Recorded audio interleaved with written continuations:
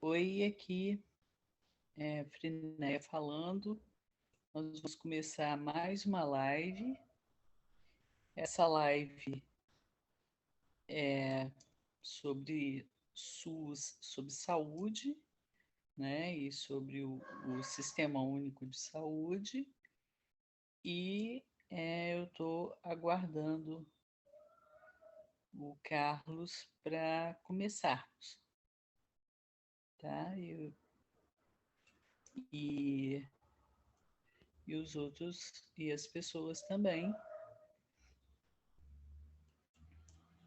que vão participar como convidados.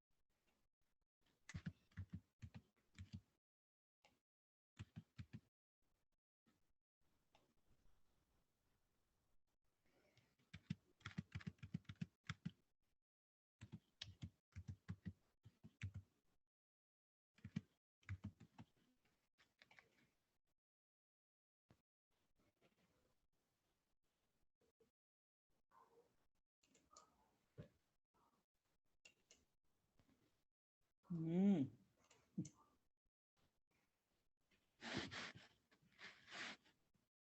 Oi, Carlos.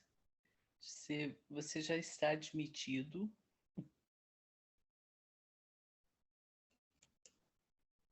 Olá. Oi. Acho que você tem que ligar seu microfone. Você Acho que tá ligado. tá ligado, imagem, microfone, tá tudo ótimo. Tudo bem? Tudo bem, e você? Como é que você tá? Tudo tranquilo, na medida do possível, Na medida do possível, né? Você né? já teve Covid, Carlos? Tive, Teve, é? tive. Ih, Tive uma febre, tive que... Fui no, na emergência do hospital, tive uma uhum. febre muito rigorosa. O chato foi que eu tive bruxismo e fraturou Hum, o outro dente do lado do dente da infecção, simétrico. nossa, Aí eu comentei contigo, tá lembrada? tô Você lembrando, até tô achou lembrando. que os meus dentes estavam caindo, É que é tão, verdade. né? Eu até brinquei com você. Será que você não está sonhando, não? Porque se sonha muito, que dente está caindo, né, Carlos? Geralmente esses sonhos existem. Aquela história lá de trás da castração e tal, aquelas coisas. Ah, É é. isso. E aí eu, enfim, tive que fraturou o dente, precisei tirar. Uhum, O mais chato foi isso, mas estou fazendo. Eu já ia fazer implante para o outro dente, e aí vou uhum. fazer os dois. Ah, tá. E você, tá legal já? Tô bem, já também. O meu Covid foi mais tranquilo, Carlos, porque eu só tive um cansaço, uma coisa horrorosa, uma coisa horrível, assim, que pior do que as dengues todas que eu já tive. Foi É, muito cansaço, foi assim, uma coisa muito ruim mesmo. Eu vou ver, porque tá esquisito esse negócio desse Zoom, eu não vou fazer mais live pelo Zoom. Mas tudo bem, depois a gente põe no YouTube. Mas eu não vou fazer mais porque o Zoom é esquisito. Eu acho o Zoom Entendi. uma coisa meio esquisita, sabe? Então, vou voltar a Não, eu fazer pelo. conseguiria fazer pelo Instagram da Renata, eu conseguiria, porque Se eu conseguir, eu saí da rede, Fria. Só estou no aí, Zap porque não tem jeito. alguma coisa a gente tem que ter, porque é o correio nosso, é o telefone, é Zap, não tem jeito, né, Carlos? Então, a Mas gente se eu sai, puder, não teria. Você voltaria. Mas não tem como voltar, Carlos. Agora não tem mais jeito. não Agora a tem mais gente jeito, não. Né? tem Zap e pronto. E é Zap, é Telegram, é um monte de coisa. Eu vou abrir a porta para a gata, tá? Só um pouquinho que eu vou. Ela eu Tranquilo. deixei a porta meio aberta, ela vai. Sai, e que a lua sai e não volta, lua, tá?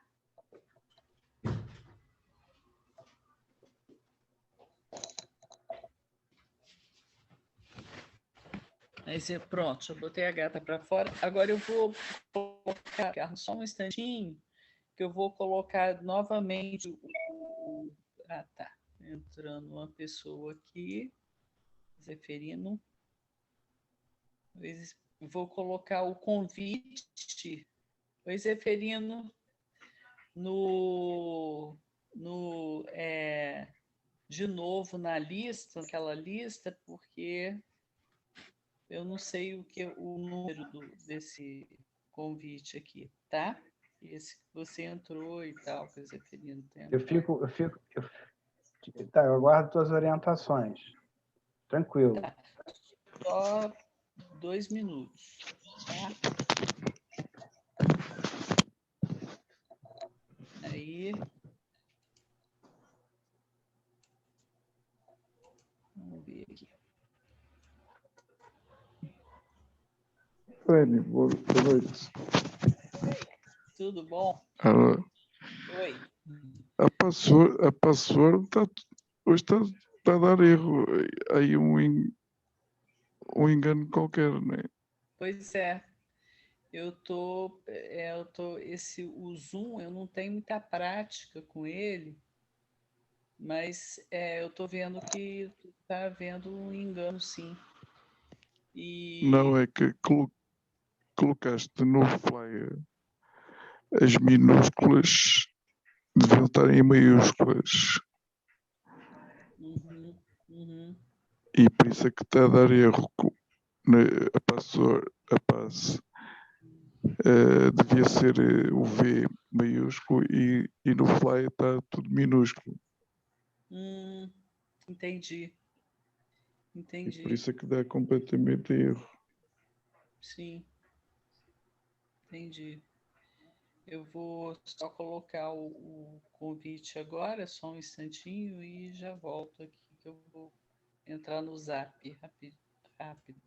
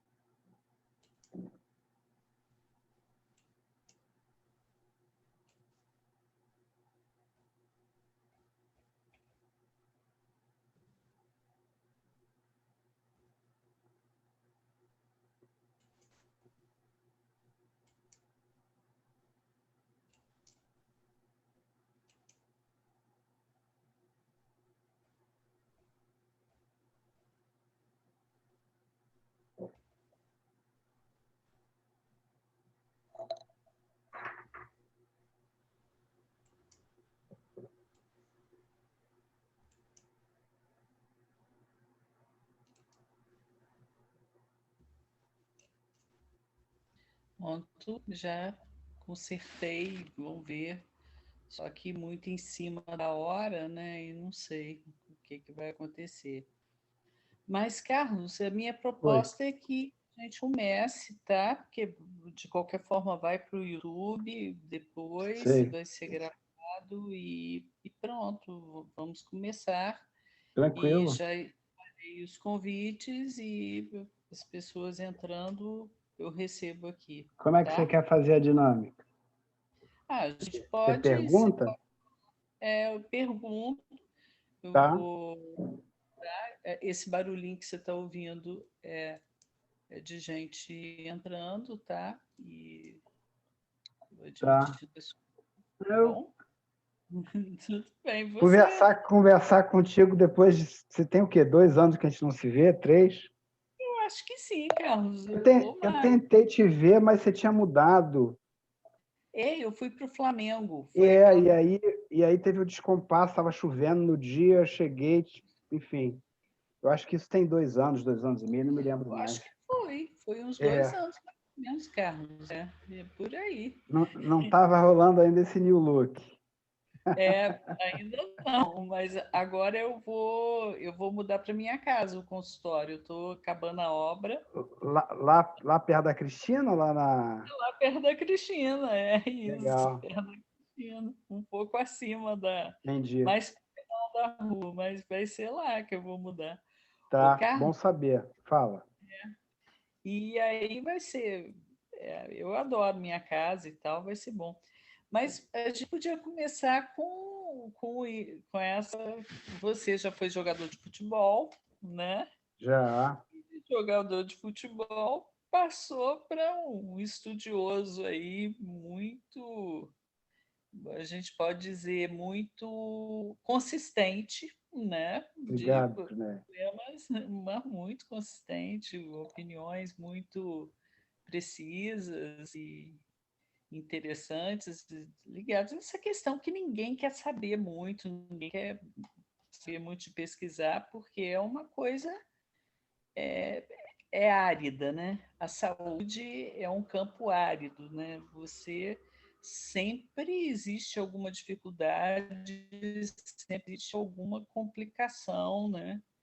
E eu acho que o seu lado de jogador de futebol te ajudou nisso, Carlos. Até porque você é um flamenguista que é de muito bom gosto,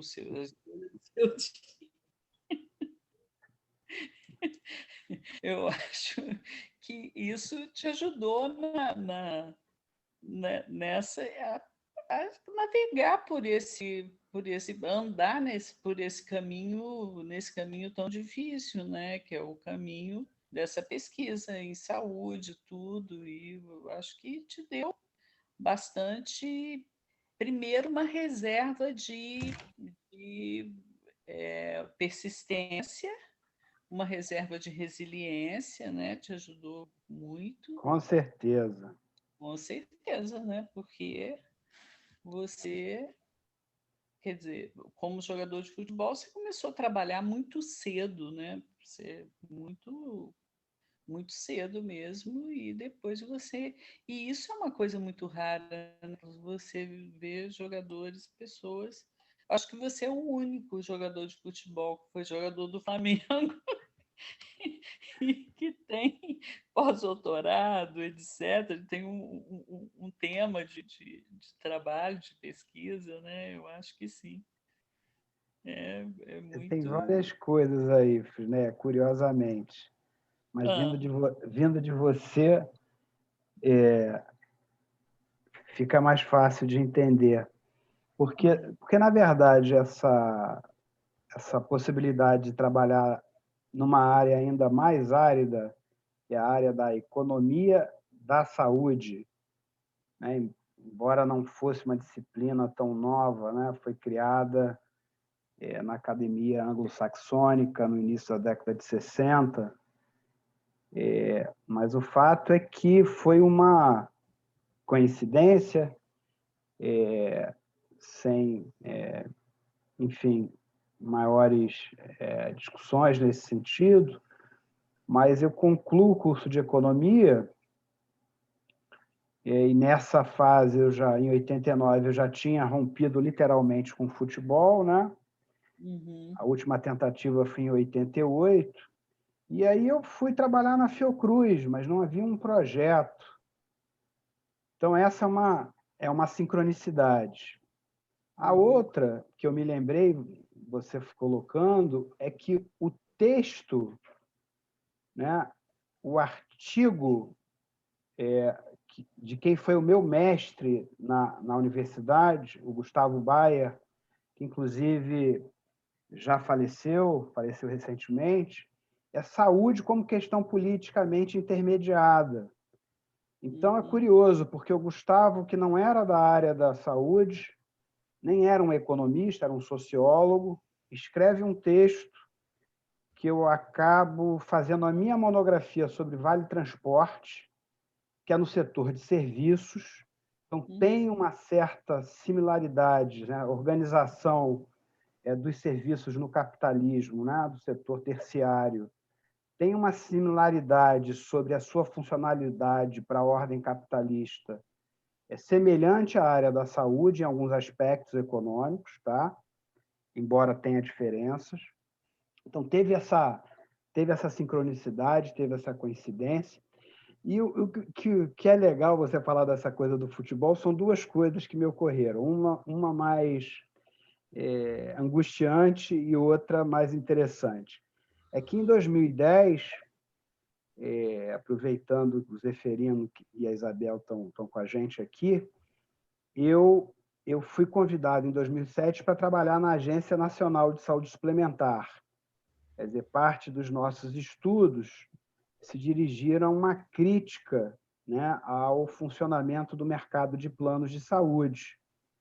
Era um governo do PT, então a ideia era, pelo menos na minha cabeça, contribuir para ampliar a capacidade regulatória do Estado sobre o mercado de serviços de saúde. E, ao fazer isso, Frinéia, como a gente tratou no nosso livro, tentar diminuir o parasitismo do mercado sobre o Estado, sobre o padrão de financiamento público e sobre o SUS, e, naturalmente, fazer com que, ampliando essa regulação sobre preço, sobre a cobertura, sobre a qualidade, né, melhorar a qualidade de vida, ou pelo menos da assistência à saúde, das famílias e dos trabalhadores que, por estratégia de sobrevivência, na minha leitura, inclusive hoje, estariam cobertos pelo mercado. E aí, quando eu saio da ANS em 2010, você talvez se lembre disso, eu falo assim, perdemos em 2010, perdemos.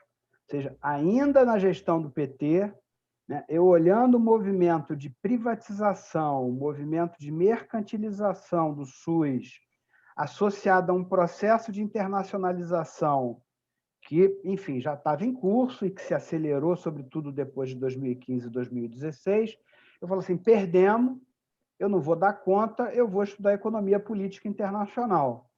Mas, por conta do IPEA, eu acabei voltando para a área da saúde, digamos assim, enfim, coisas da vida. E esse momento foi um momento de retorno, foi um momento que, quando você estava falando do futebol, Fri, eu associei com a fibra, né? Você é muito jovem, jogando no Flamengo, né? Uma competição muito grande já no mundo dos adultos, e você ainda é adolescente, tá? Você não consegue compreender, né, toda a economia política, os interesses que estão ali, tem uma coisa de paixão, fui flamenguista, torcedor, a questão da família, né? Via com meus pais, etc., os jogos. Então, tem uma coisa interessante aí, de fato, de persistir nesse estudo da saúde, por mais difícil que seja, dada a pobreza, dada a desigualdade, né? Por lidar com a vida e com a morte, com a dor, né? Isso tudo tem sido muito, inclusive, difícil e sofrido agora na pandemia. E, por último, só para não me alongar, eu ainda morava em Teresópolis. Em 2015. O treinador do juvenil o Toninho Barroso, através enfim, de um atleta, de um amigo nosso, entrou em contato comigo que ele tinha sido contactado pelo Globo Esporte e queria fazer uma entrevista comigo e com o Zinho, que foi meu contemporâneo no Flamengo e foi campeão mundial em 94. Uhum. Ou seja, ele, o craque da bola, e eu, o craque da escola, embora com a mesma formação. Então, essa sua introdução, curiosamente, ela me permitiu aí trocar com vocês, dividir com vocês uma série de questões que, de fato, me acompanharam aí na minha vida pessoal e profissional. Uhum. E essa entrevista está onde, Carlos? Eu Não nunca vi. rolou, não Não rolou, rolou? não Ah, rolou. que pena. Pois é, não rolou, uma pena. Interessante que seria. Não rolou. E, curiosamente, isso foi antes desse movimento das novas tecnologias de informação, como eu estou te dizendo, 2015 ou 2014, tá? E logo depois, em 17 ou 18, esse grupo se encontrou no Zap e hoje, enfim, eu faço parte de 2 grupos de ex-atletas das categorias inferiores, né, ditas inferiores do Flamengo, ou amadoras do Flamengo, daquela época, e volta e meia chega uma foto, e volta e meia chega uma lembrança, enfim, foi uma coisa ainda que me mobiliza muito até hoje. É uma paixão. É muito interessante o futebol, né, Carlos? É muito impressionante, porque é um esporte que é um jogo e, ao mesmo tempo, por ser um jogo, mobiliza o mundo inteiro, né? É um esporte-jogo, não existe outro, cara. Não Se bem que existe. aquele 7-1 foi uma pá de cal para muita gente, inclusive para mim, né? Porque virou business, né? E É. como todo business, né, perde um pouco o encanto, né? A questão da arte, né? Outro esporte. Eu não sei se você está lembrada, quando eu morei em Teresópolis, curiosamente, eu morei na Granja Comaria. Se é Pô, coincidência ou não, depois você me fala. não, acho que E não, aí teve um amigo meu que foi lá, né, Fri, fazer um curso de atualização de técnico. Que para você ser treinador, hoje você tem que ter um certificado. E não é uma coisa barata, vale dizer, na CBF. E aí o Marcos Milagre, eu acho que ele está dirigindo algum time em Minas Gerais. Ele começou a me contar como é que eram os treinos hoje em dia do futebol, é outro esporte. E aí eu comecei a entender um pouco melhor o que eu via, né? Eu me afastei um pouco do futebol, né? Sobretudo depois da Copa do Mundo, porque, acredite se quiser, eu fiquei quase, acho que 2 dias sem dormir. Aquela Nossa, derrota, para mim, foi assim não, uma aquilo coisa foi horrível. muito... Foi Muito muito... Eu não gostei, eu não gostei. Eu realmente fiquei muito chateado. Eu também. Também fiquei muito chateada e depois só derrotas. Só derrotas. Foi Né? uma coisa horrível. Horrível. O impeachment foi um outro momento Pô, horrível. Horrível. O impeachment eu fiquei sem dormir. 7-1 não fiquei, não, porque eu sou. Tenho muita facilidade de sono. o golpe 7 continua, né, filho? Na verdade, o golpe, a golpe insônia é tá desde ali, né? Porque o aí. golpe, não, né? Da mesma forma que nós discutíamos lá na década de 70, né? Nós, eu digo a esquerda, a Uhum. ideia o Carlos Nelson Coutinho tem um texto, enfim, muito interessante nesse sentido, que ele discute se a revolução seria uma coisa processual ou explosiva. Isso se dá também no campo da direita, né? Ou Sim. seja, eu reli esse livro, é uma pena ele não estar aqui em mãos, eu me esqueci o título dele agora.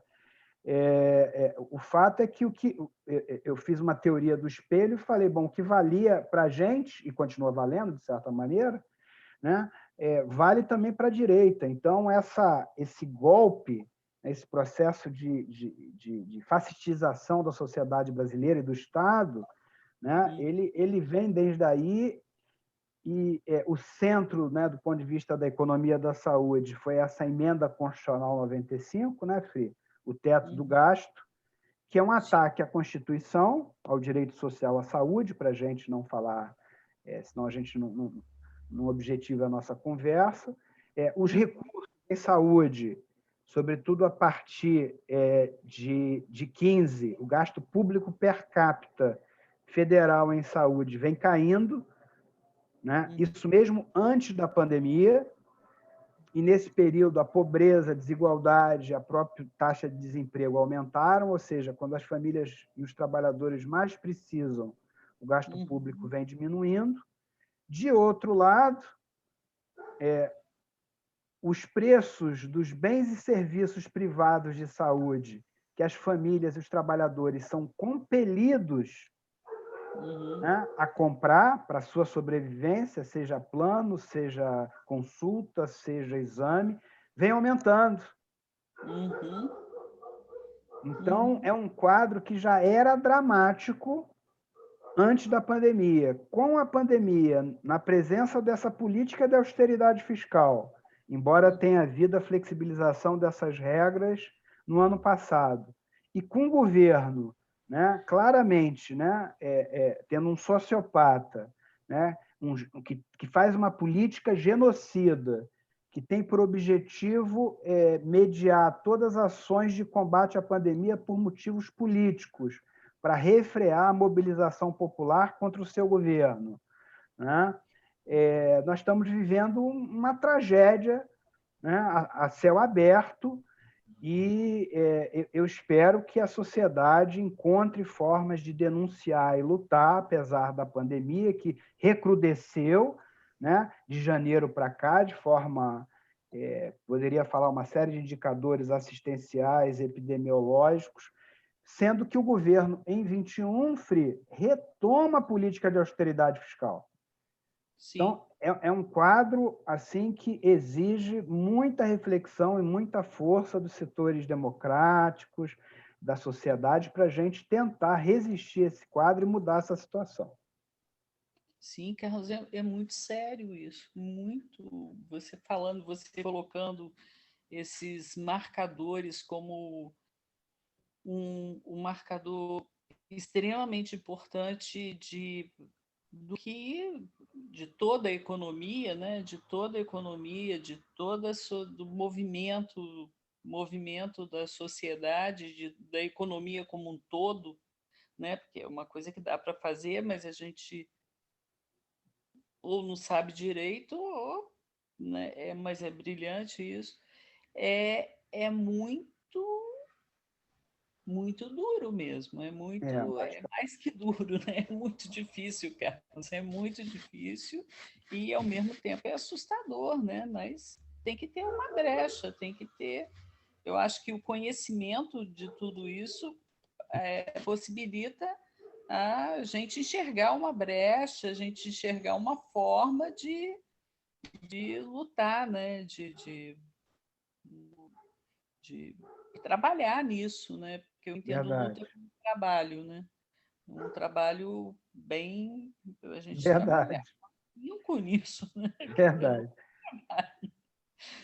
Trabalho... O que eu mais faço ultimamente, sexo de vez em quando, mas é comer e trabalhar, porque, assim, seja por conta do teletrabalho, seja por conta da militância, seja porque a crise, né, é uma crise sanitária e, né, é a nossa área de investigação, então, desde o primeiro momento, muito demandado.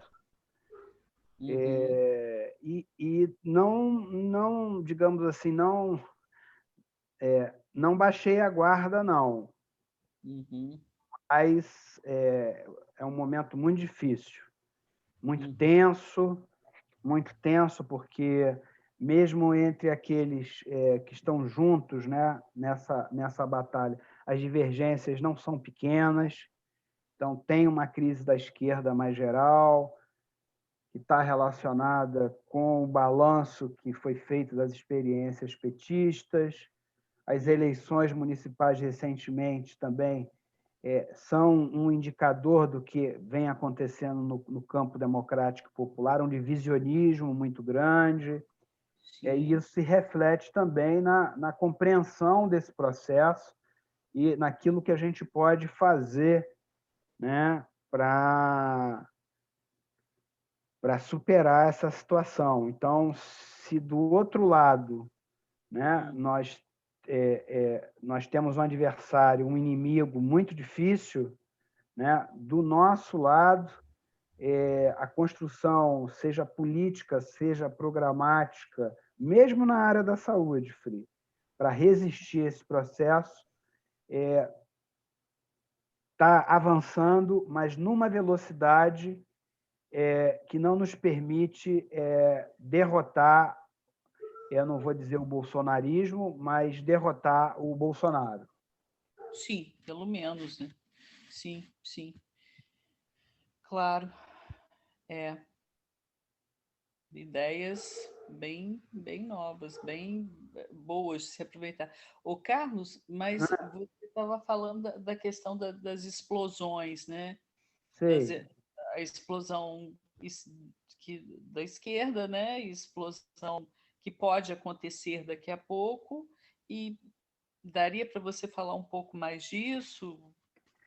Olha, o momento é tão dramático que você viu que eu desenhei um quadro bastante pessimista agora há pouco. Foi. Veja bem, Fri, a PEC 186, que vai ser votada quarta-feira, é um aprofundamento dessa política que eu sinalizei a sua gravidade do ponto de vista do SUS, dos direitos sociais, do combate à pandemia, da garantia do auxílio emergencial com isolamento social. O governo está dobrando a aposta. Tinha uma política de austeridade fiscal que era grave, veio a pandemia, ele flexibilizou as regras fiscais com decreto de calamidade. Em 21, a pandemia recrudesce, mas do ponto de vista da política econômica, ela retoma o padrão pré-pandemia. E agora, ela não satisfeita, está dobrando a aposta. A PEC 186, Fri, na verdade, eu vou falar da explosão, na verdade, o teto dentro do teto. É criar gatilhos que façam com que o gasto social, o investimento público, tenha uma bola de ferro ainda mais pesada do que a bola de ferro que está colocada na emenda constitucional 95, votada em dezembro de 2016. Nossa. Então, é um quadro dramático. Essa retórica ela não é escandalosa, ela procura ser fiel a uma análise realista, né, do movimento político atual. E, de fato, a meu ver, não é para preocupar ninguém no sentido de que isso traga pânico ou mais medo, que esse é exatamente o jogo da extrema-direita, para nos imobilizar, como você bem sabe, como haitiana de raiz.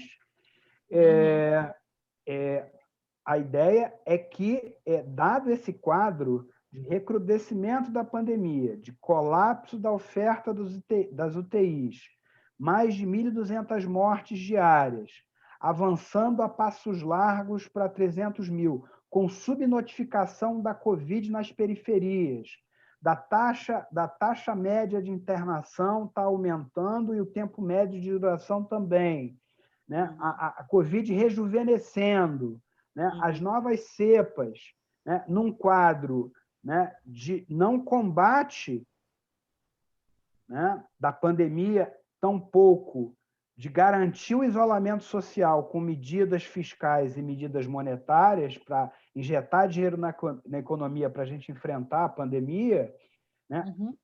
Eu, de um lado, vejo, indo ao ponto, vejo um descontrole governamental no que se refere, né, ao controle da pandemia, ao contágio, né? Então, estratégia de sobrevivência dos estados, dos municípios, dos indivíduos, das famílias, né, sem coordenação nacional, e essa é uma estratégia deliberada do bolsonarismo.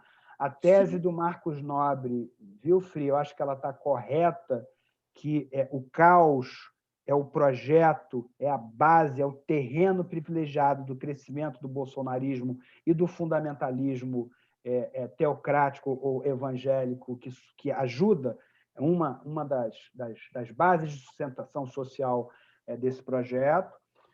Uhum. Só que, acompanhado a isso, contraditoriamente, lembrando o velho barbudo, né, a possibilidade de uma comoção social, que talvez seja isso que você tenha se referido em relação a essa explosão, que aparentemente não está no nosso horizonte nesse momento, apareça, e essa janela de oportunidade precisa ser preenchida pelas forças vivas, democráticas, né, populares da sociedade, para que a gente tire o Bolsonaro do poder e coloque uma outra hegemonia, né, na direção do Estado para a gente combater a pandemia e retomar a atividade econômica.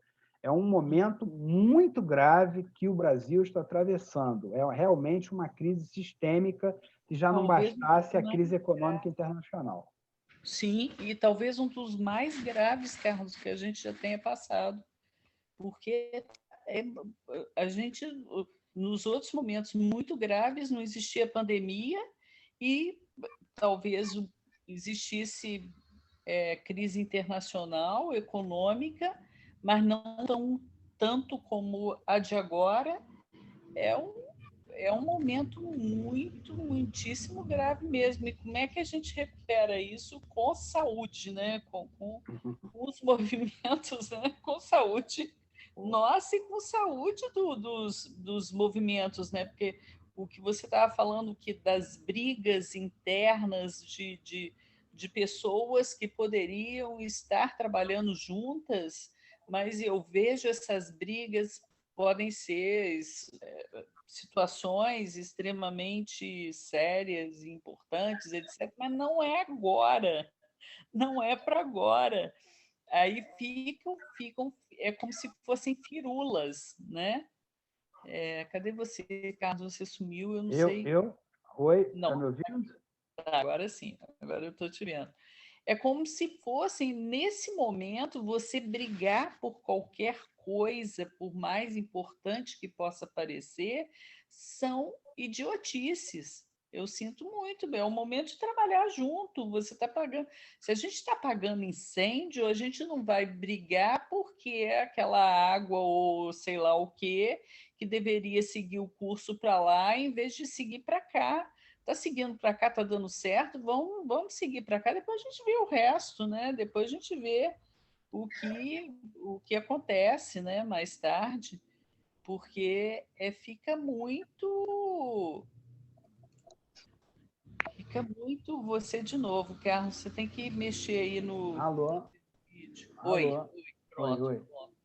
pronto. Porque senão fica muito difícil você ter saúde porque o que eu vejo nessa hesitação, muito nessa hesitação popular, todo mundo fala, né, voltando ao futebol, como o Brasil, esse país que se mobiliza pelo futebol e não se mobiliza para tirar uma criatura dessas do poder, que é miliciano, que só fala asneira, que inibe várias pessoas o uso de proteções extremamente importantes, né? Máscara, desde máscara até as pessoas se protegerem, quer dizer, ele inibe isso, ele faz questão de atacar isso, que é uma conquista da saúde, né? Como é que eu vejo isso como uma doença mesmo, como um movimento, uma questão de uma no futebol, por mais a gente vê no processo de luto, né? Lembrando até o momento que a gente está vendo. No processo de luto, são várias fases, etc. e tal, a gente não deixa de, se tem alguma coisa, a gente não deixa de achar a vida bonita. A vida só está meio. A vida, em alguns momentos, a gente deixa de achar bonita, mas a gente sempre tem algum gatilho que leva a gente para a vida no processo de luto não patológico. O que a gente vive, eu acho que há séculos, é um processo de morte mesmo e de compulsão. É um processo de luto patológico, morte e compulsão. É aquela história, vamos aproveitar na compulsão, né? Vamos aproveitar esse momento e vamos, por exemplo, beber muito ou comer muito, porque amanhã eu não sei se vai existir, ou amanhã. Então, a compulsão é isso, né? Você tem que, até quando você vê, você só está na compulsão, né? Se você cede a isso, você só fica na compulsão o tempo todo. Mas a compulsão é isso, aproveitar esse momento, aproveitar esse resto de vida, esse rastro de vida, e vamos segurar isso de todas as formas que a gente pode, porque ele vai embora, vai acabar. E eu acho que é exatamente isso que acontece com a gente enquanto sociedade mesmo, porque é muito, muito. É isso, por isso o futebol, por isso o carnaval, porque são esses. Nossa, tem ali, eu estou vendo ali um raiozinho, né? Tem um raiozinho, e aí no raiozinho vai todo mundo embarca, porque pode ser o último dia da sua vida. E eu acho que a gente vive esse último dia da vida, desde que a sociedade é uma sociedade que, desde que ela se estabeleceu enquanto, né, ligação social, né? Porque a nossa ligação social, porque é muito raro, por exemplo, uma educação para. Estou embolando um monte de coisas, mas é muito raro uma educação para o todo, né? Como você faz, uma forma de estudar grandes movimentos e estudar o todo, né? O macro, estudar. Você não está estudando a sua família, você está estudando um país, né? Que um país e determinadas questões de um país e um movimento desse país. Então, você está se importando com muita coisa fora de você e fora da sua família, né? Isso geralmente não é ensinado em lugar nenhum para ninguém, né? Pelo contrário, se você se importar com muita gente, você é bobo, você não pode, você tem que se Exato. é aquela história, né? Meu pirão primeiro, né? Não tem esse ditado popular, não sei o que, meu pirão primeiro, não tem essa história. Né? Farinha pouca, meu pirão Pirão primeiro. primeiro, exato. A gente vive nesse país de farinha pouca, meu pirão primeiro, desde É.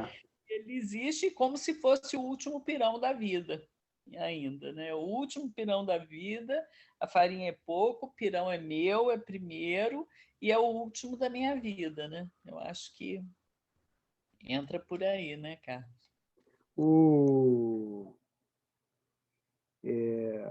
Duas coisas aí interessantes, Fri. A primeira é que, no plano da política, sem fazer uma análise mais antropológica, que eu acho que foi que você sugeriu, mas pelo menos no capitalismo mais contemporâneo e esse avanço aí do populismo de direita, do neofascismo como tentativa, né, de resolver as contradições do capitalismo, né, interditando a democracia liberal, né, o que ela nos impõe é uma renúncia ao futuro, uma renúncia à esperança de um futuro melhor ou de uma sociedade mais justa, trabalhando com os nossos valores, igualitária, mais libertária, e a necropolítica que vem acompanhado, sem maiores discussões sobre esse conceito, mas a necropolítica que vem acompanhado no bolsonarismo é uma expressão material, ideológica desse processo que tem raízes antropológicas. Eu não sou antropólogo, mas fazendo um recorte da história do capitalismo mais recente, no plano da política, eu acho que tem um diálogo entre essas raízes e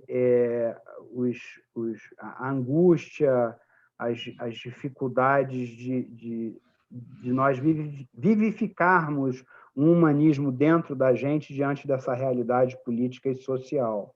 Né? A outra, num plano mais subjetivo, né? Eu me casei, Fri, acho que eu não comentei isso contigo, mais recentemente, com a Renata.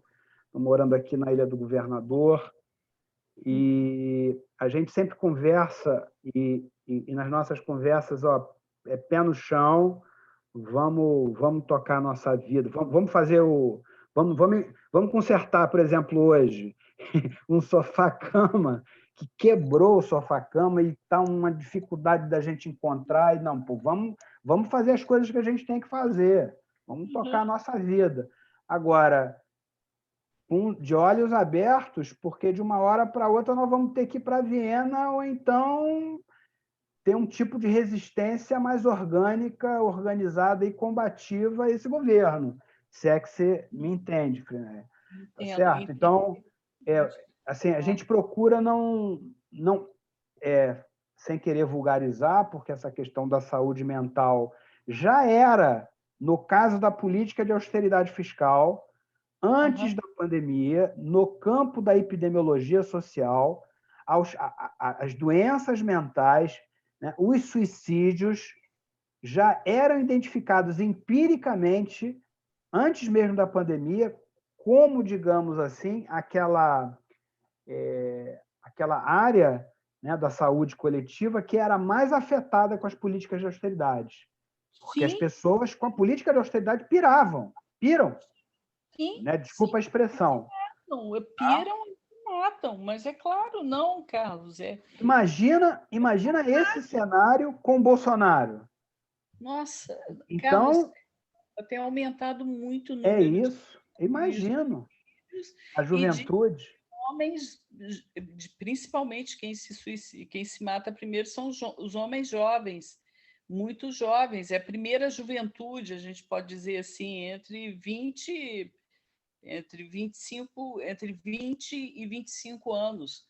Esses homens jovens estão se matando muito, mas muito. E claro, os homens jovens menos favorecidos, etc., etc., e a maioria que se mata, homens jovens negros.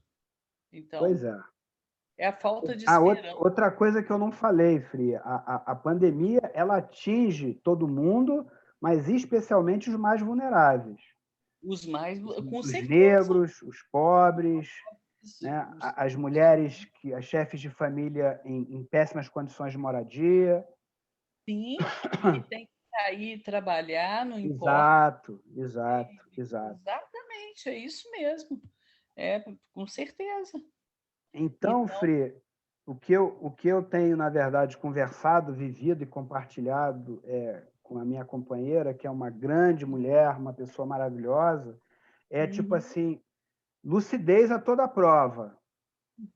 Não vamos curtir, vamos viver a vida, mas com os pés no chão, porque a barra está muito pesada. E eu assim mesmo estamos indo. consertar um sofá-cama pode ser muito divertido. Do...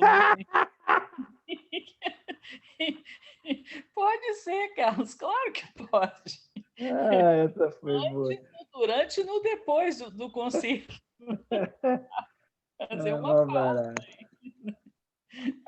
Ai, ai. Sim, e Mas a é isso. situação é muito difícil. Então, a explosão realmente.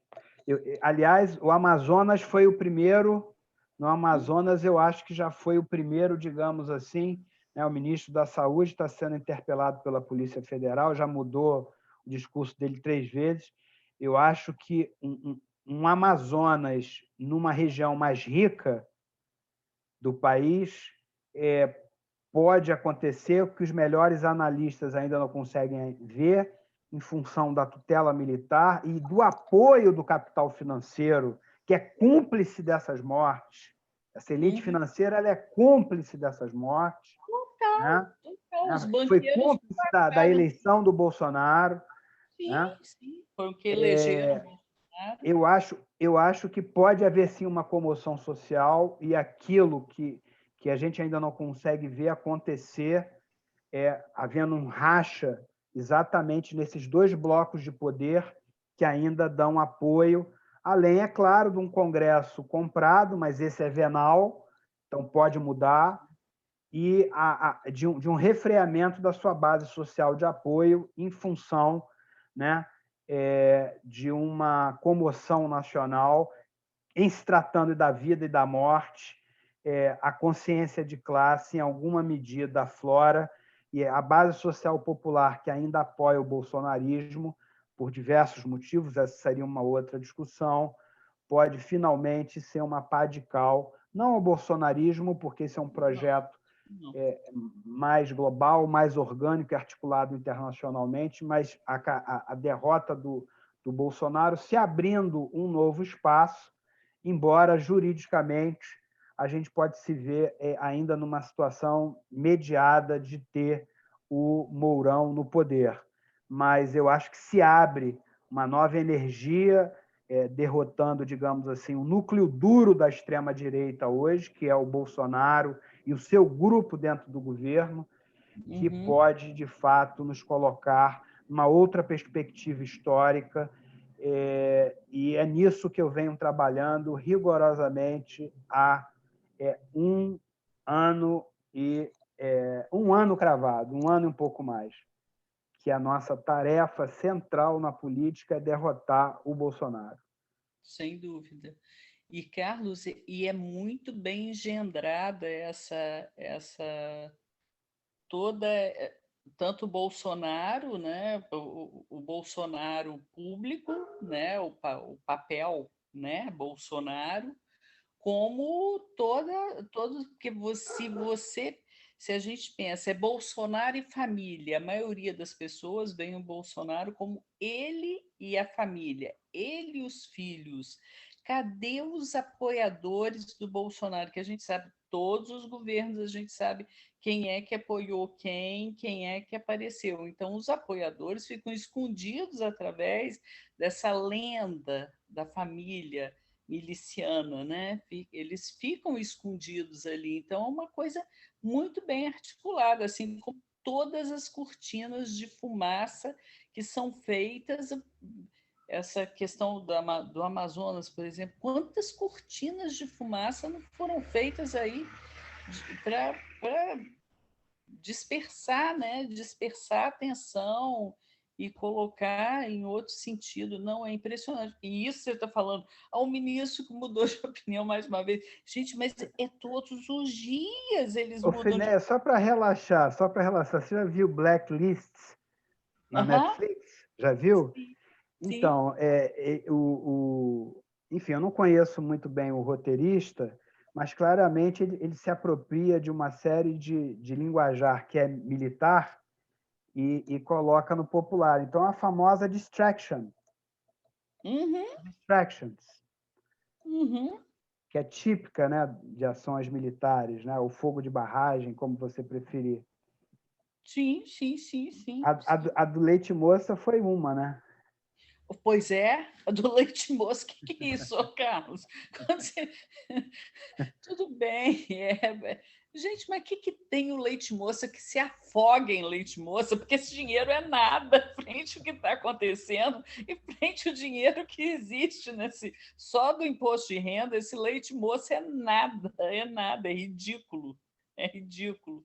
Então, isso é uma tremenda tudo bem, não estou falando para ninguém ficar afogado no leite moça. É coisa boa para fazer com leite moça, né? Pois é, né, Carlos? Eles que se divirtam lá Pois é.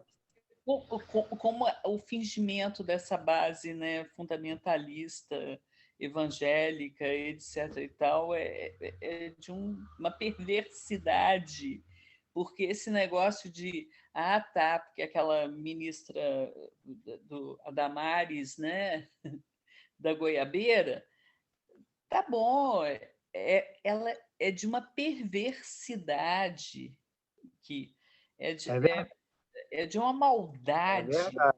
É verdade. Impressionante. Ela é a cara da maldade do governo.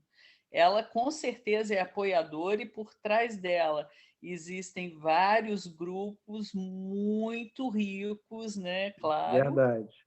E são a cara da maldade, né, do governo. E os grupos muito ricos, a gente pode nomear aí as igrejas principais, né, que são as igrejas que saem por aí destruindo, tentando destruir, acabar com todas as outras religiões, né, e destruindo mesmo, destruindo lugares de culto, etc. Com um aparelho de comunicação muito forte, né, Fri? Uhum. Seja as fake news, seja nas TVs mesmo, né? Então é complicado, muito complicado mesmo.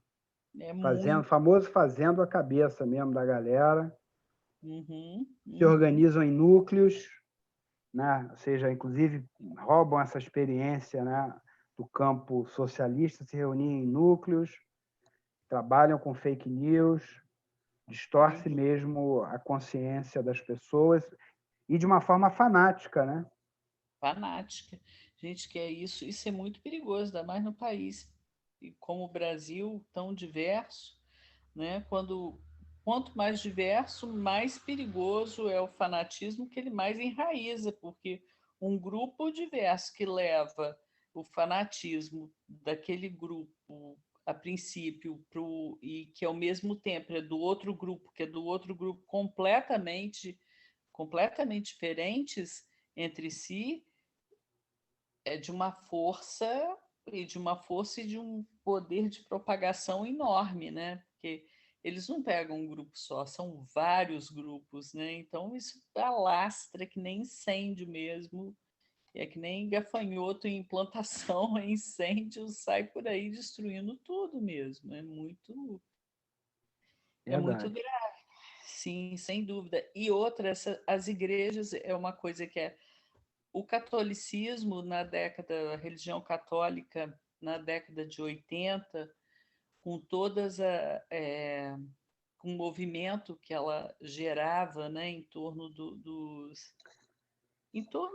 dos grupos que foram proibidos, né, que agora me Teologia fugiu. da libertação, A teologia da comunidade libertação, eclesial de base.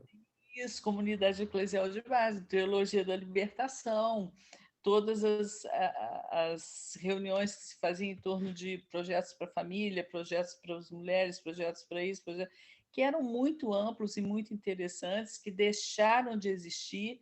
Quer dizer, nesses lugares, o que acontecia? Existiam reuniões em que as pessoas eram legitimadas assim como a Igreja Católica ocupava os porões das prisões, Isso. tentando ao mesmo tempo fazer com que as penas e as torturas, etc. e tal, ficassem menores para as pessoas que viviam ali, etc. A Igreja Católica fazia um movimento muito interessante de base nas prisões, de base tentando Santa Marta, por exemplo. O Santa Marta, quem levou luz para o Santa Marta foi a Igreja Católica, foi o movimento aí de base. Eu sei porque eu estava lá fazendo trabalho com mulheres, etc. e Sei. tal, através da igreja, via, né? Não através dela, mas via, porque conhecido daqui da pastoral, me colocou eu e outras pessoas junto para conversar com o pessoal do morro, que possibilitou a nossa entrada e o nosso trabalho.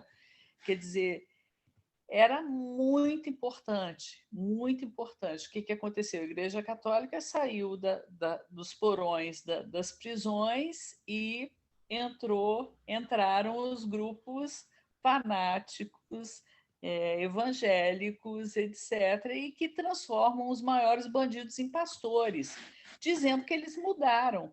E com isso também, dentro de todas as igrejas evangélicas, existem, eles dão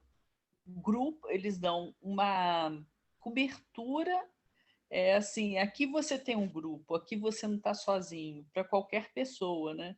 E você não é, porque se esse bandido que matou e barbaramente a família inteira, feita aquela Suzane, não sei o quê, né? O Sei. outro que matou a colega de trabalho, e por aí vai. Se você legitima essas pessoas, que eram pessoas temidas e pessoas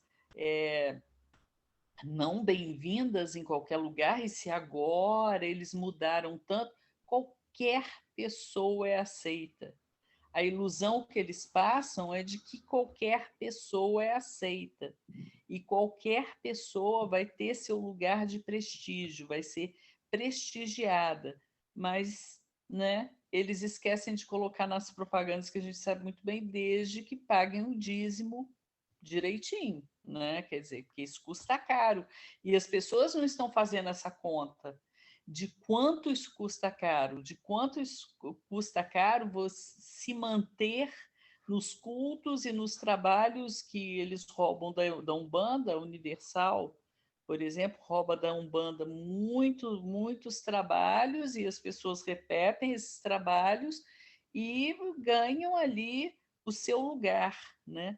Mas é um lugar pago e é muito caro e as pessoas não estão, as pessoas que frequentam, que formam a base dessas religiões não estão fazendo a conta de quanto isso é caro, de quanto elas estão tirando dinheiro para comprar o arroz a R$ 20, a 15, não sei quanto, e o feijão, etc. e tal, de quanto estão tirando esse dinheiro para colocar na mão, para colocar não sei aonde, porque não existe nenhum trabalho, por exemplo, a gente fala da Igreja Católica. A Igreja Católica, tudo bem, mil críticas à Igreja Católica, mas até agora é a religião com maior número de instituições de realmente filantrópicas, são orfanatos, são escolas, são no mundo inteiro e gratuitas.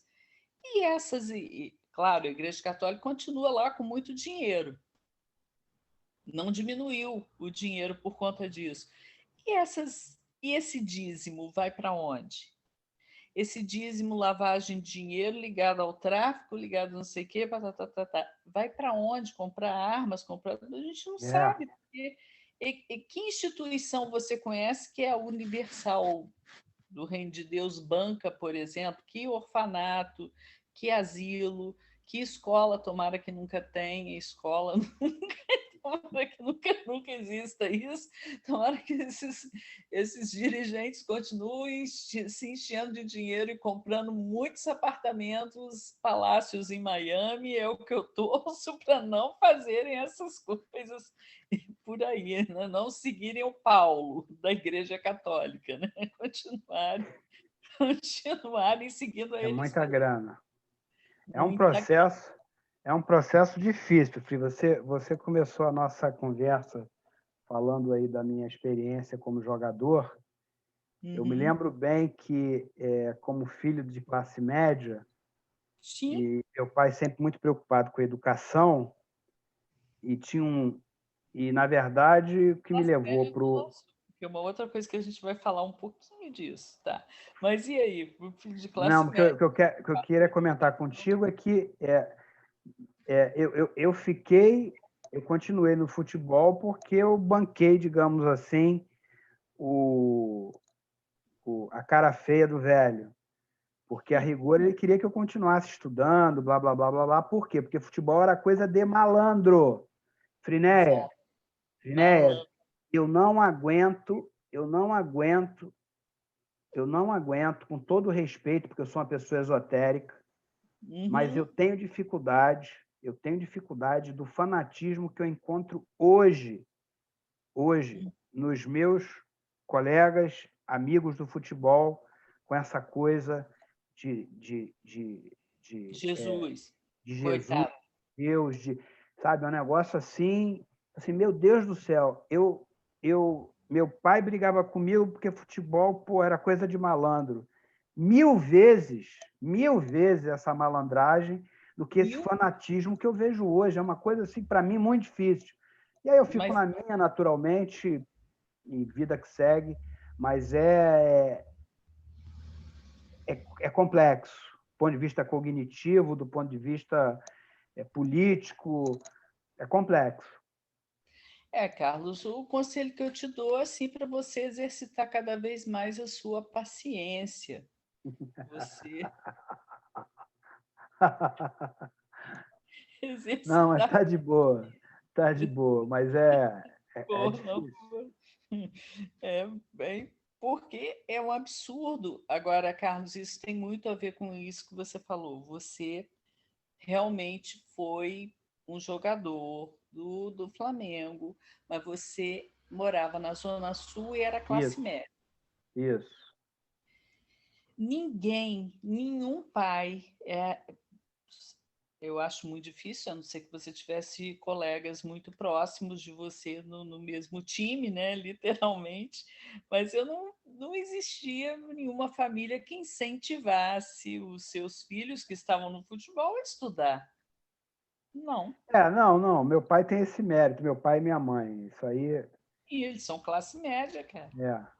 A classe média tem esse mérito, pelo menos a classe média católica, ou classe média Foi isso, luterana, ou classe foi média isso. metodista antiga, ou classe metodista, presbiteriana, etc. E tal, tem esse mérito, sim, de incentivar o estudo, de incentivar educação, em Verdade. todos os sentidos, educação dentro de casa, educação com o outro, desde essa educação, né? Até a instrução, passa da educação para a instrução, que a classe média tem esse. E muita gente de classes menos favorecidas também tem, desde que tenham acesso a algum tipo de informação que não seja uma coisa mascarada, né? Como o fanatismo. No fanatismo você não aproveita nada. Você vai aproveitar o quê? Que conhecimento existe ali? Não existe nenhum.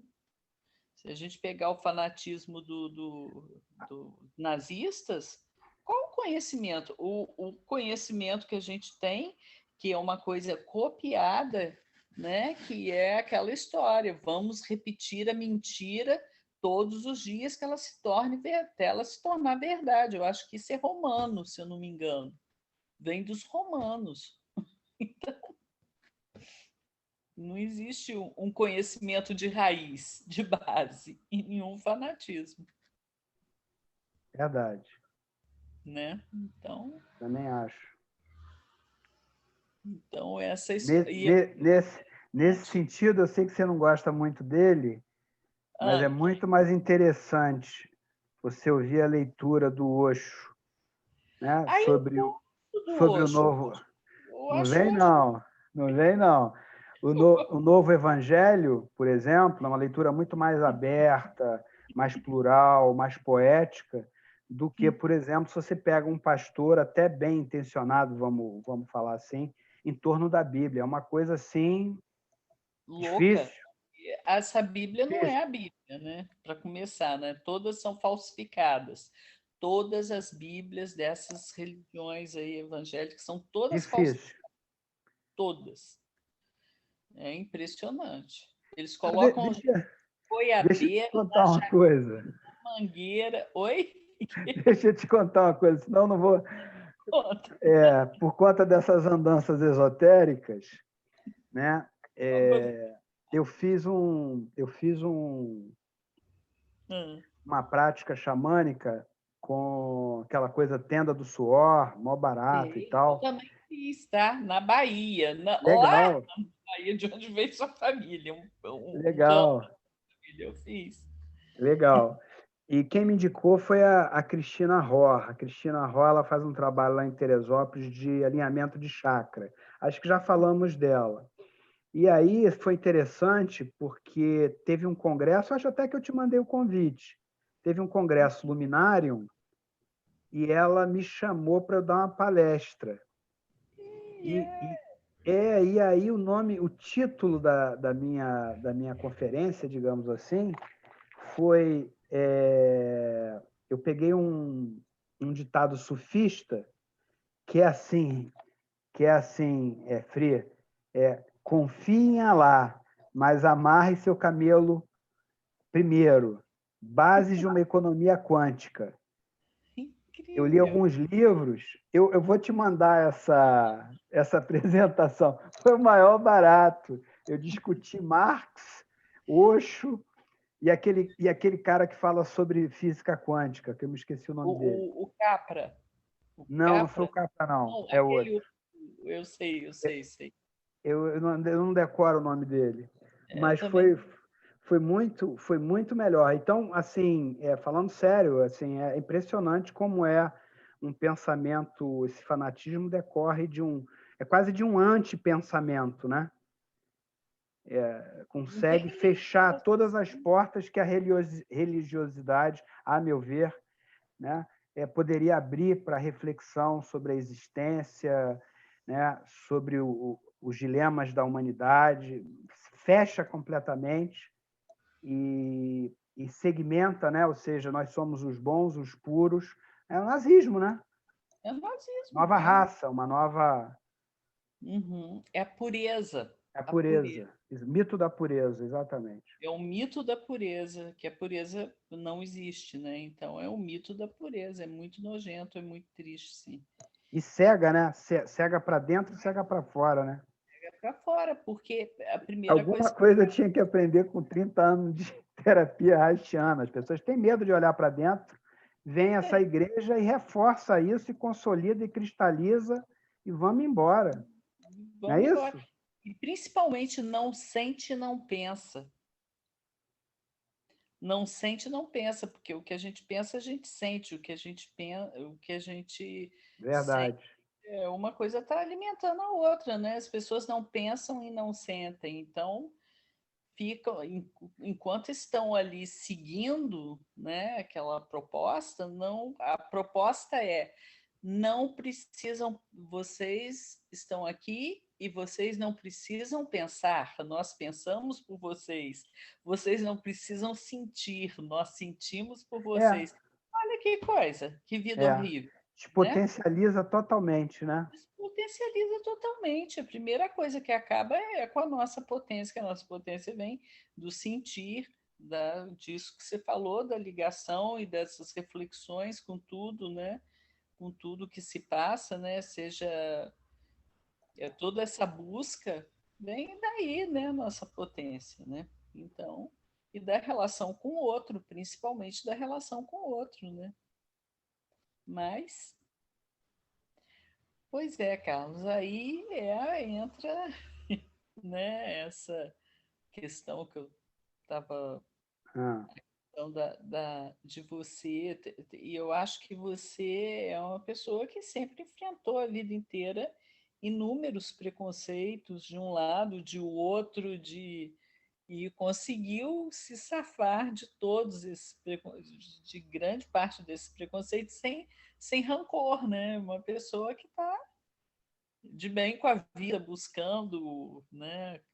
Casou, tá? Coisa muito boa mesmo, muito bacana, né?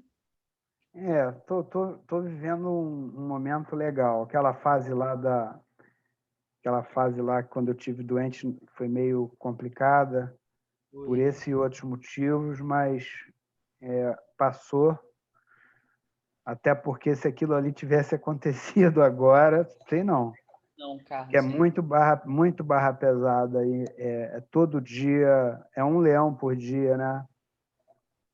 É um leão por dia. Como eu comentei contigo, né, Fné? Tá rolando hoje, essa semana, a votação dessa PEC emergencial, que queriam até tirar o piso, né? Queriam tirar o piso mínimo da saúde, que já estava desidratado com a política de austeridade fiscal.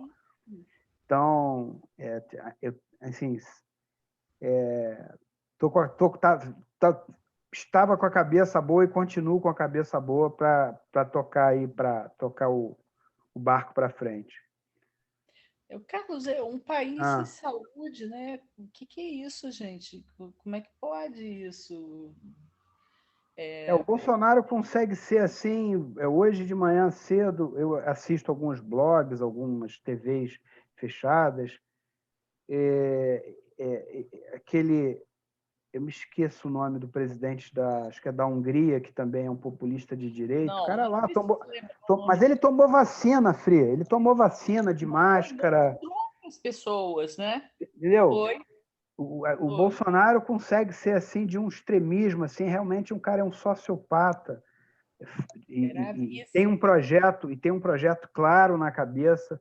Tem gente que está pensando por ele muito bem. Você não vê que ele implodiu o Centro Liberal agora? Foi. Ele compra o Centrão, rachou, trouxe o DEM, tirou o DEM da asa do PSDB e, com essa investida na Petrobras, quebrou o PSDB completamente. O Centro Liberal hoje está perdido.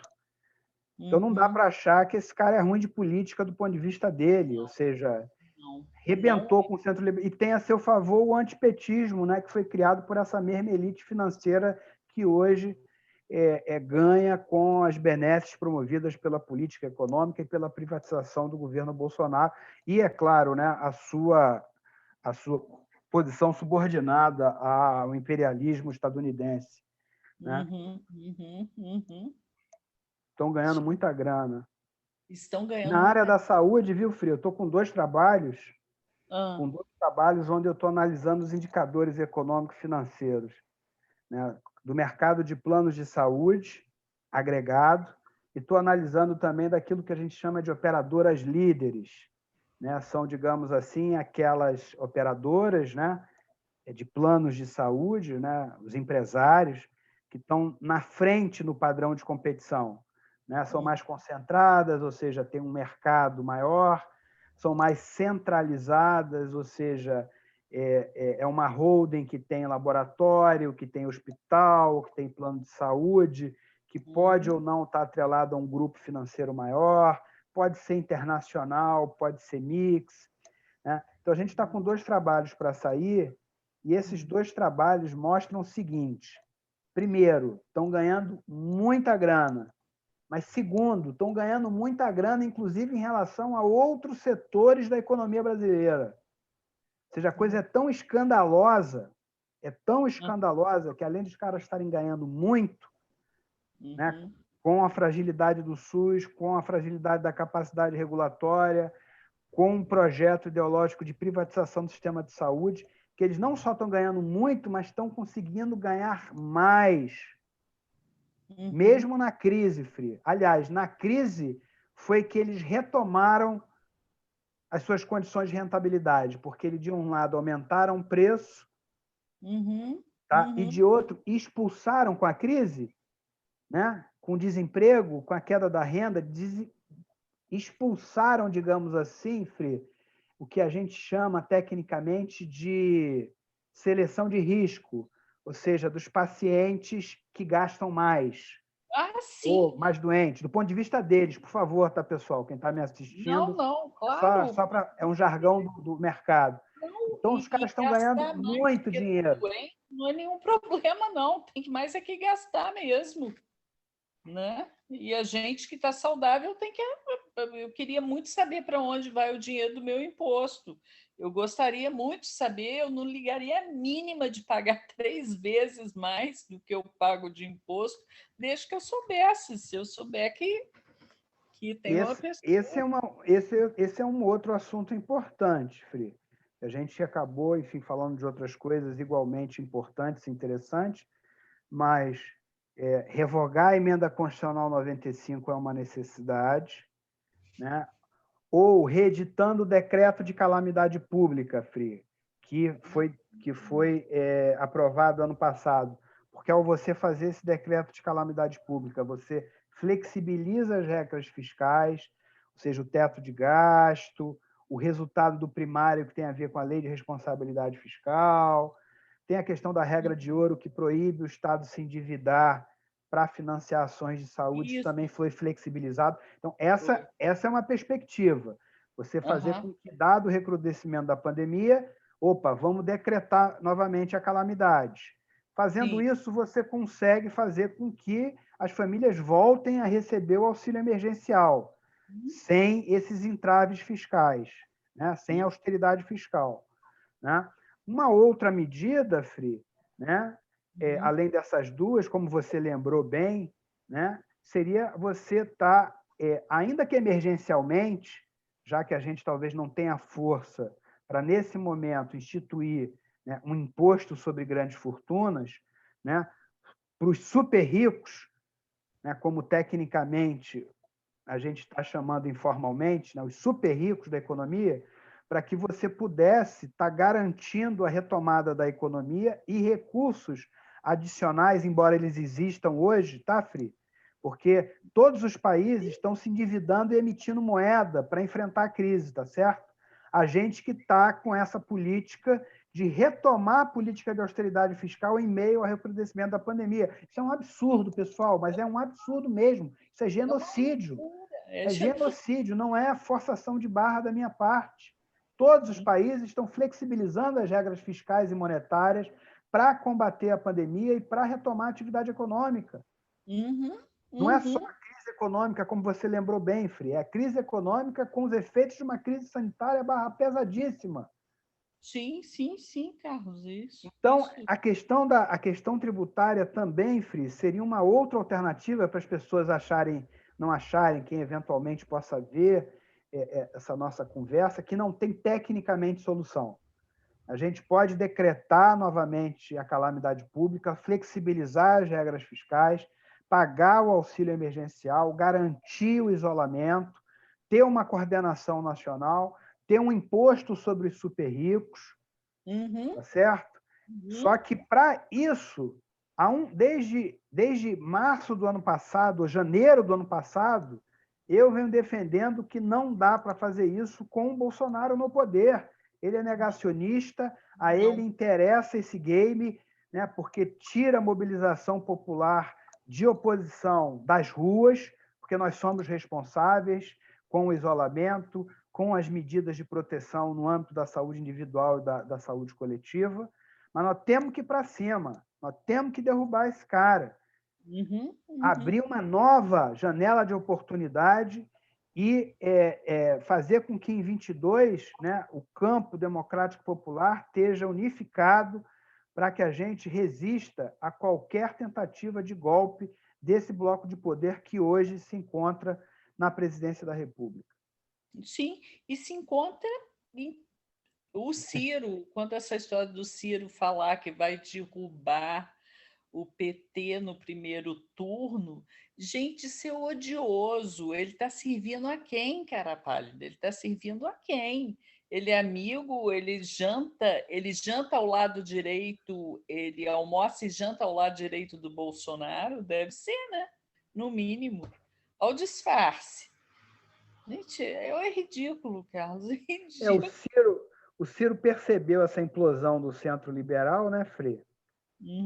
Que foi provocada, a meu ver, por essa movimentação, do ponto de vista dele, correta do Bolsonaro, e aí ele quer ocupar esse espaço se colocando como candidato, e para ele se credenciar junto a esses setores do centro liberal, que é a raiz dele, não vamos nos esquecer, né? Política e social, vale dizer, a consciência de classe dele, embora ele tenha um projeto econômico, né?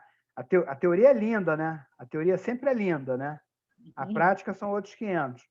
Mas tem até um projeto econômico interessante em relação ao projeto ultraliberal hoje em curso, né? Retoricamente ele é contrário, mas politicamente o movimento dele é para se aproximar desse setor, né, e se colocar como candidato antipetista de confiança desses setores contra o bolsonarismo, tá, Frei? E contra o petismo. Ele está se colocando, na verdade, é uma reinvenção, dadas as condições brasileiras, da terceira via. É da terceira via, é isso aí. Mas a terceira via sempre janta com poder e almoça com poder. Não, eu concordo, eu entendi o que você falou. No fundo, o que você está dizendo é o seguinte: essa movimentação dele está fazendo o jogo do Bolsonaro. Claro. Entendi. E você tem razão.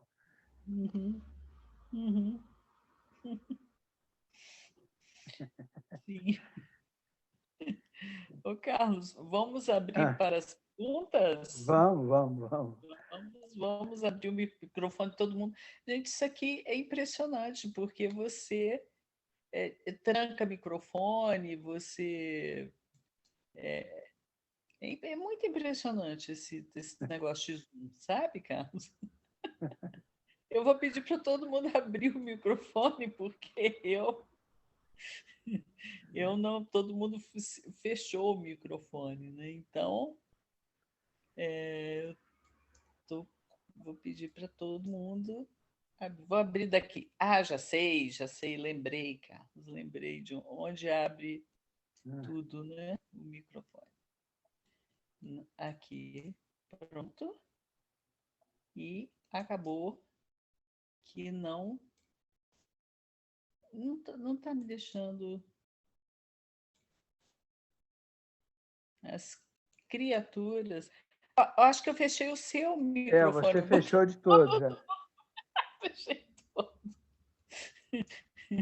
Gente, que coisa impressionante, né? Muito impressionante. Eu vou pedir para todo mundo Essa é a live mais louca que eu já participei nesse ano todo, aí, mó barato. Só você.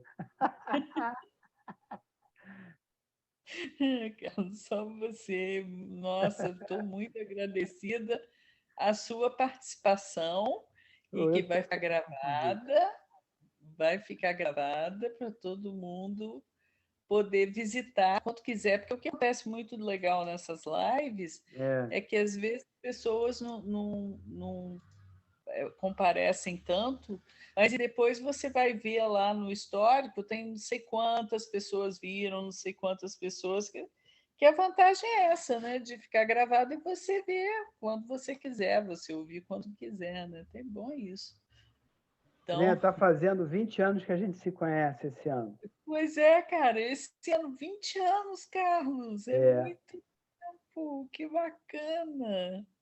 Quer dizer que a minha filhota tinha 2 aninhos, é isso mesmo, Carlos. Que bacana, que legal. Que coisa boa, lembrou. Verdade. Muito bom. Muito bom. Mudamos muito nesses 20 anos, né? Muito mesmo, nesses 20 anos. É bacana, muito bom isso, né? Verdade. E continuamos com muitas coisas, né? Nós continuamos fazendo as mesmas coisas que fazíamos antes, talvez de uma forma até mais intensa, né? Continuamos fechando o doutorado lá no IMS, já era do PT. Sim. Né? Algumas coisas conservamos, outras superamos. Exato. Perdas, etc. Com certeza. Marisa, essas coisas. Tristeza. Mas estamos sobrevivendo. Ainda mais na periferia do capitalismo, não é sobrevivência mesmo, né? Eu, quando morei no exterior, eu tive clara noção que aquela ideia do Rui Mauro Marini, né? Ele trabalha com a categoria na periferia do capitalismo, da superexploração da força de trabalho, naturalmente a partir de uma matriz marxista. Eu consegui perceber isso claramente, como o dia a dia, mesmo de uma pessoa de classe média, né? Eu tinha que olhar para o meu análogo, digamos, né? Pesquisador, professor, como a luta pela sobrevivência, mesmo para nós da classe média. Se for falar das classes populares, então, é escravidão mesmo, é escravagismo em relação ao padrão de vida deles nos países centrais, embora a desigualdade nos Estados Unidos seja também absurda, né? E se ampliou depois da globalização financeira. Em relação a alguns países europeus, por exemplo, ou mesmo Canadá. Né? Então, é muito barra pesada, Quando a gente fala sobreviver, é incrível, né? Porque foi isso que foi o gatilho que veio, não é figura de linguagem. Infelizmente, mesmo para nós que temos um padrão de vida em relação às classes populares no Brasil, né, bem melhor situada, né, na distribuição, na pirâmide da distribuição de renda, ainda assim a nossa luta para ter um mínimo que lá já está mais do que consagrado, seja como direito, né, seja como modo de vida, é impressionante. Então, sobrevivemos nesses 20 anos. Sobrevivemos nesses 20 anos, né? Sobrevivemos e de certa forma, uma coisa que ajuda, né, na sobrevivência é o trabalho, em todos os sentidos, né? Então, isso ajuda muito, é muito bom. Carlos, eu quero muito agradecer você. Foi muito bom o nosso bater, assim, bater um pouquinho das saudades. Também, também. Muito bom te ouvir, muito Eu que bom, agradeço, Fri. Muito muito. legal, muito E, legal. e Fiquei assim muito que eu tiver. emocionado com as suas palavras do card. Ah, que bom, Já acordei já com esse presente, com essa emoção. que bom. Foram feitas para você mesmo. Pensando em você, com certeza. Legal, legal. Obrigado.